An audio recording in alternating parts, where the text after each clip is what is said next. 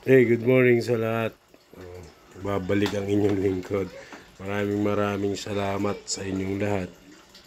Sa mga naniniwala, sa mga viewers ko dyan. Thank you so much sa inyo. Dito ako ngayon sa Dipolog. Sa bahay ng aking asawa na si Pobe. Refresh muna tayo ng utak natin. Sa in the past. What happened sa aking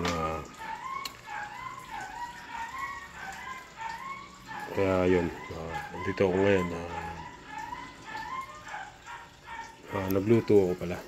Magluluto ako ng mga isda. Yan guys, so yan ang aking lulutuin from Dipologs.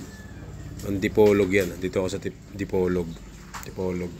Kikilaw ako ng tuna tapos magkilaw ako nito bluefin tapos tsaka itong anong isda to, tamban. Ayan. Mamaya pakita ko sa inyo guys. Tapos lagyan ko ng suka. Ito yung suka ng